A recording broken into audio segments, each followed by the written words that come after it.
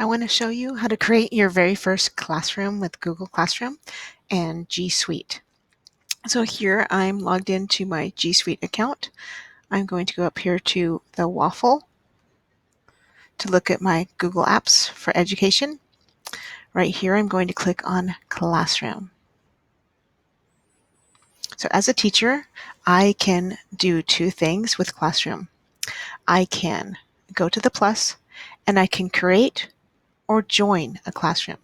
So if you're just learning how to use Classroom, one of the things that you can do is ask an educator to join their class, and then you can kind of view their assignments and how they're doing it with their students. So in this case, in this class, I am a student because I joined the classroom. I just joined it.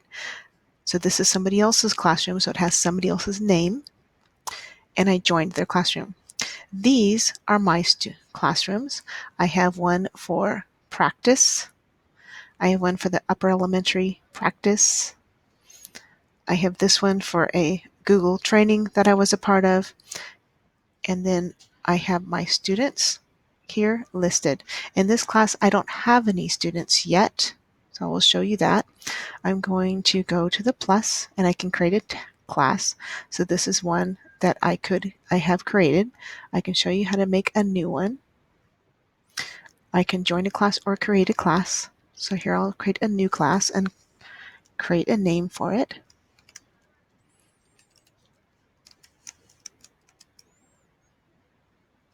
One for the high school already. How about the elementary practice class so that the elementary school teachers can join me in a practice class? I can give it a section or a subject or a room.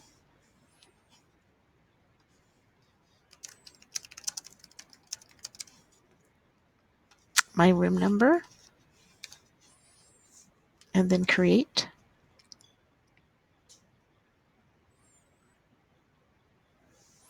As it's creating, it takes a little bit of time because as it's creating this class, it's also creating a folder in my Google Drive that organizes a folder for this class. And so anything I add to this class, it's going to put in my Google folder that matches this class automatically. So that's kind of a nice feature. It keeps you organized.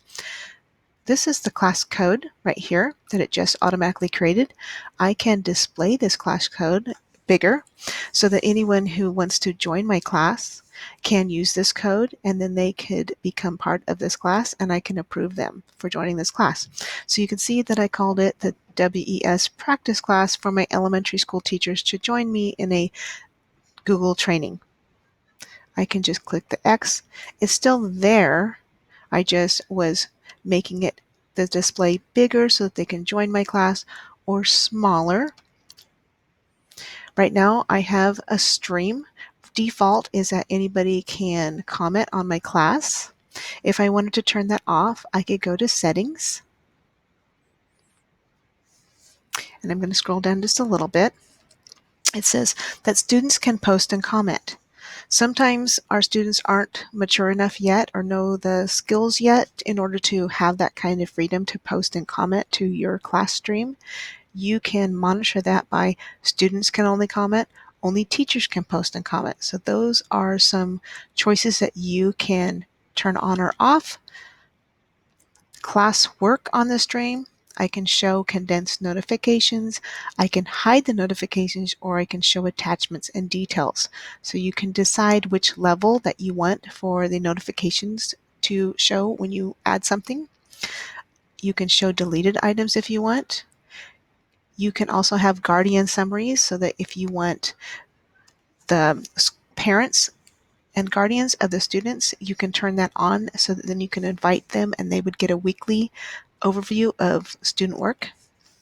Then there's some things to set up for grading, grade calculation, overall grade calculation.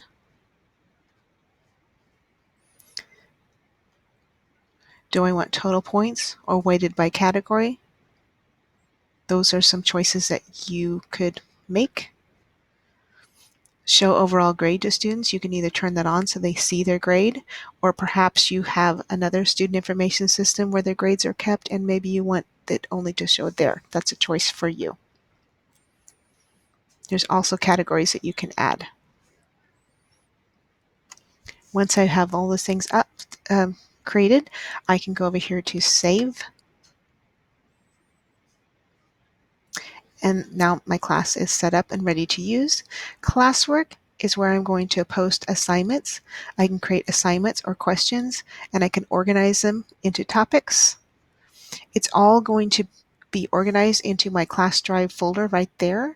That's in my Google Drive, and it's going to be synced with the Google Calendar. So when I add an assignment and I choose when it's due, it's going to show here in the calendar.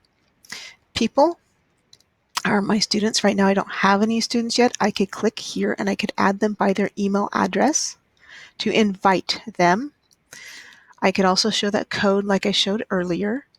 Your grades that we just set up are going to be here. I don't have any grades here yet because I don't have any students yet, and I also don't have any assignments yet. So since I don't have any of those things, my grade is going to look blank until I have those items.